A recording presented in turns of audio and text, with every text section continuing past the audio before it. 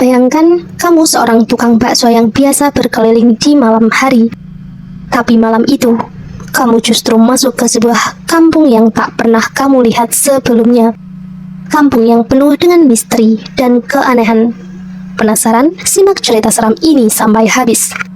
Halo teman-teman, selamat datang di channel Kabut Gelap ini. Apa kabar kalian? Semoga sehat selalu. Di video ini, kita akan bahas kisah seram yang dialami oleh seorang tukang bakso yang tidak sengaja masuk ke kampung gaib di tengah malam.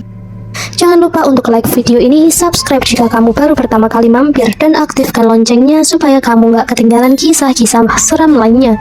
Jangan ragu juga untuk berkomentar di bawah kalau kamu punya pengalaman seram yang ingin dibagikan. Di sebuah malam yang gelap, Pak Budi, seorang tukang bakso yang sudah berkeliling selama bertahun-tahun, melintasi jalan yang biasa ia lewati. Suasana sepi, hanya suara langkah sepedanya dan angin malam yang terdengar. Namun malam itu ada yang berbeda, sesuatu yang tak biasa mengintai dari balik kegelapan. Jalan yang biasanya begitu familiar kini terasa asing, seperti ada yang mengikutinya, seperti ada yang mengawasi dari kejauhan. Pak Budi mencoba menepis perasaan aneh itu, tetapi semakin ia melaju, semakin ia merasa ada yang tidak beres. Di kejauhan, sebuah kampung yang tak pernah ia lihat sebelumnya muncul. Pak Budi memutuskan untuk memasuki kampung itu berharap bisa menemukan pelanggan. Tapi semakin ia mendekat, semakin ia merasakan sesuatu yang gelap dan menekan. Kampung itu sunyi, bahkan lebih sunyi dari yang seharusnya. Tak ada suara satupun. Hanya angin malam yang berdesir, sesuatu yang terasa asing di dalam kesunyian itu. Di depan sebuah rumah tua, beberapa sosok berdiri. Mereka mengenakan pakaian yang terlihat sangat kuno, seperti sosok yang terperangkap di masa lalu. Mata mereka kosong, tidak menunjukkan ekspresi apapun. Mereka berdiri di sana seakan menunggu sesuatu, atau mungkin menunggu seseorang. Pak Budi mendekat, berharap bisa menjual bakso kepada mereka. Ada yang mau beli? Tanyanya. Suara tenggelam dalam keheningan. Salah satu sosok itu menjawab, "Ada. Kami menunggu." Suara datar, tidak ada kehangatan seperti orang biasa. Tidak ada senyum, hanya kata-kata yang terasa dingin menembus tulang. Begitu Pak Budi menyerahkan mangkok bakso kepada salah satu dari mereka, sesuatu yang tak terduga terjadi. Wajah pembeli itu mulai kabur, semakin lama semakin tak terlihat, seperti dihancurkan oleh kabut. Lalu sesuatu yang buruk terjadi.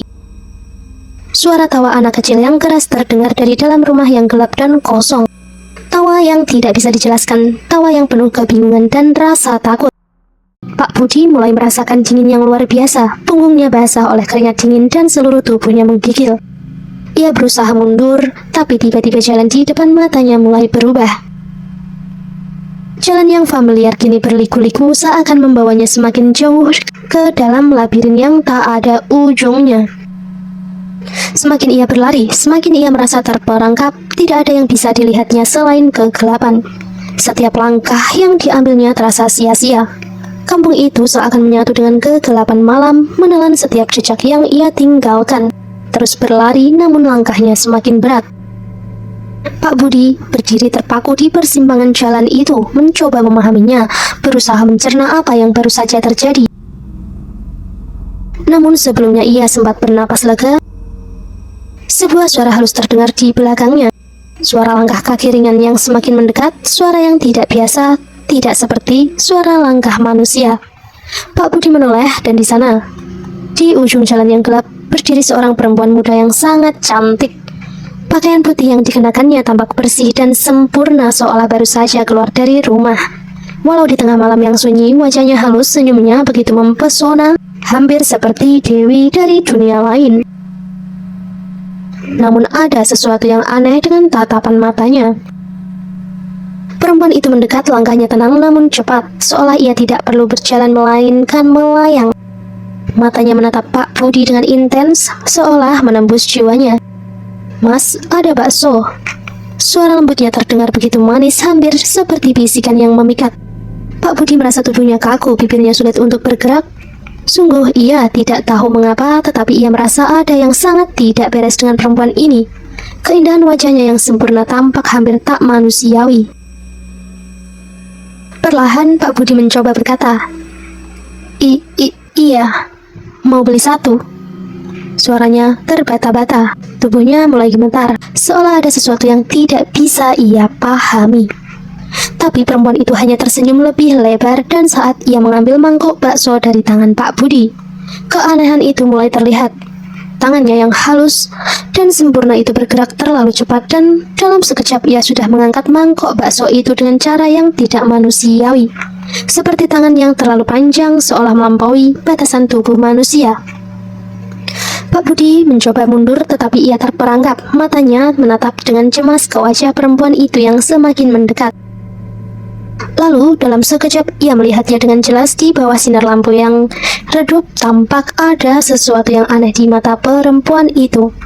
Tatapannya kosong, bukan tatapan manusia. Dan ketika ia membuka mulutnya untuk makan bakso, alih-alih mulut biasa, mulutnya terbuka lebar, lebih lebar, terlalu lebar, lebih lebar dari apa yang mungkin bisa dilakukan manusia. Pak Budi terpaku, tak bisa bergerak, rasa takut menyelimuti seluruh tubuhnya. Mulut perempuan itu terbuka begitu lebar, memperlihatkan deretan gigi tajam yang tidak mungkin dimiliki oleh manusia. Tubuh Pak Budi terasa seperti beku, tak bisa bergerak sedikit pun. Ia hanya bisa melihat saat perempuan itu mulai melahap bakso dengan cara yang sangat aneh, seperti sesuatu yang lebih kelaparan dari manusia biasa. Tiba-tiba perempuan itu menatap Pak Budi dengan senyum yang lebih lebar lagi. Matanya yang kosong kini mulai bersinar merah. Aku lapar. Suara itu tidak keluar dari mulutnya. Itu seperti suara bergema di dalam kepala Pak Budi, seolah suara itu berasal dari tempat yang jauh, dari dunia yang berbeda. Pak Budi mencoba untuk berlari, mencoba untuk menghindari pandangannya, tapi tubuhnya seakan tidak bisa digerakkan. Suara itu terus bergema semakin keras, semakin dekat. Kamu akan menjadi makananku selanjutnya, bisik suara itu. Pak Budi merasakan sesuatu yang dingin merayap ke seluruh tubuhnya, mengikatnya di tempat yang seolah tak bisa ia lari lagi. Setiap langkah yang ia ambil terasa semakin berat. Dunia di sekelilingnya mulai berputar, dan suara langkah kaki perempuan itu semakin mendekat. Pak Budi tahu jika ia tidak segera lari dari tempat itu, ia tidak akan pernah keluar hidup-hidup. Pak Budi terhuyung, langkahnya semakin berat, tubuhnya semakin terasa kaku. Perempuan itu semakin mendekat, langkahnya tenang, tidak terburu-buru, seolah ia tahu bahwa Pak Budi tidak akan bisa melarikan diri. Di dalam kepalanya suara tawa itu kembali terdengar. Tawa yang menembus jiwa membuat tulang-tulangnya terasa dingin. Pak Budi merasakan sesuatu yang luar biasa berat di dadanya, seperti ada beban yang tak bisa ia tahan. Kepalanya berputar, tubuhnya terhuyung, tetapi ia tidak bisa jatuh. Jika ia jatuh, perempuan itu akan segera datang. Dan ia tidak tahu apakah ia masih bisa kembali dari tempat ini. Jangan lari, suara perempuan itu kembali menggema di dalam kepala Pak Budi. Suaranya seperti berasal dari kedalaman yang sangat gelap. Kau tidak akan bisa keluar dari sini, Mas. Pak Budi mencoba menggigil, berusaha lari, meski tubuhnya seakan dibekukan oleh ketakutan yang begitu mencekam. Ia menoleh hanya untuk melihat perempuan itu semakin dekat. Langkahnya semakin cepat. Tanpa disadari, kaki Pak Budi melangkah ke arah sebuah lorong gelap di sisi kampung itu, lorong yang belum pernah ia lihat sebelumnya. Namun begitu Pak Budi melangkah ke dalam lorong itu, ia tahu ada sesuatu yang salah. Lorong itu tidak hanya gelap, tetapi terasa sepi dengan keheningan yang begitu pekat. Setiap langkahnya terdengar lebih keras, seakan dinding-dinding lorong itu menyerap setiap bunyi. Tiba-tiba di ujung lorong, ia melihat bayangan lain, sosok tinggi dengan wajah yang tidak bisa ia jelaskan. Sosok tinggi dengan wajah yang tidak bisa ia lihat dengan jelas, hanya terlihat mata yang bersinar merah seperti mata perempuan itu. Bayangan itu bergerak cepat mendekat dan dalam sekejap sudah berada tepat di depan Pak Budi. Pak Budi terpaku, ia tidak bisa bergerak, matanya terbelalak, napasnya terhenti. Bayangan itu tertawa, suara tawa yang lebih dalam, lebih keras dari sebelumnya, menggema, bergema di seluruh lorong itu. Perempuan yang tadi mengejarnya kini berdiri di samping bayangan itu, senyumnya semakin mengerikan. Kau sudah sampai di sini, Mas Budi. Lebih banyak suara yang sekarang terdengar, suara yang seperti berasal dari ribuan mulut. Selamat datang di dunia kami. Pak Budi mencoba berteriak, tapi suaranya tercekik, bibirnya tidak bisa mengeluarkan suara, tubuhnya semakin lemah. Dalam kegelapan yang semakin dalam itu, ia merasa tubuhnya semakin tidak terkendali, seperti ada sesuatu yang menahan setiap gerakannya. Perlahan ia jatuh ke tanah, merasakan dingin yang menyelusup ke dalam tubuhnya. Di atasnya, wajah perempuan itu kini semakin dekat. Senyumannya semakin lebar, semakin mengerikan. Mulutnya yang terbuka lebar menampakkan gigi-gigi tajam yang memancar di bawah cahaya samar. Perlahan ia mendekatkan wajahnya ke Pak Budi. Akhirnya suara itu terdengar lembut tapi penuh dengan ancaman. Kamu akan menjadi bagian dari kami. Dengan konflik yang semakin mengerikan, Pak Budi terperangkap dalam dunia gaib yang penuh dengan makhluk tak terduga dan semakin mendalam dalam kegelapan yang mengerikan. Pak Budi merasa tubuhnya semakin lemas, seolah seluruh energi dan harapan telah terkuras habis. Perempuan itu semakin mendekat, matanya bersinar merah semakin terang, tubuhnya begitu dekat, hampir menyatu dengan kegelapan yang meliputi lorong itu. Namun, tepat saat perempuan itu membuka mulutnya dengan gigi-gigi tajam yang siap merobek, Pak Budi merasakan ada sesuatu yang aneh. Sesuatu yang mulai bergerak di dalam dirinya, sebuah perasaan yang sangat kuat, lebih kuat dari rasa takut yang telah menyelimutinya. Sebuah dorongan untuk bertahan hidup, suatu naluri yang ia tidak pernah sadari ada di dalam dirinya. Pak Budi memejamkan matanya sejenak, mencoba untuk berkonsentrasi, menahan rasa takut yang mengguncangnya. Dalam kegelapan itu, dalam keheningan yang menekan, ia ingat sesuatu yang pernah ia dengar tentang dunia lain. Tentang makhluk gaib yang tidak bisa dijauhi begitu saja, tetapi bisa dibendung dengan keyakinan yang kuat. Bismillah, bisik Pak Budi di dalam hati. Perlahan melafalkan doa yang sering ia baca, meskipun ia tahu itu bukan tempat yang biasa.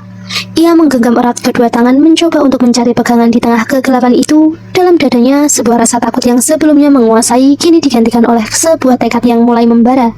Perempuan itu berhenti sejenak, matanya yang merah menyala melihat perubahan itu. Ia tampak bingung, seperti ada sesuatu yang menghalangi langkahnya. Dengan gerakan cepat ia melangkah mundur dan bayangan di sampingnya bergerak semakin dekat. Apa yang kamu lakukan? Suara perempuan itu terdengar berubah lebih gelap, seperti bukan suara manusia. Tetapi Pak Budi, meski tubuhnya lemah, tak ingin menyerah begitu saja.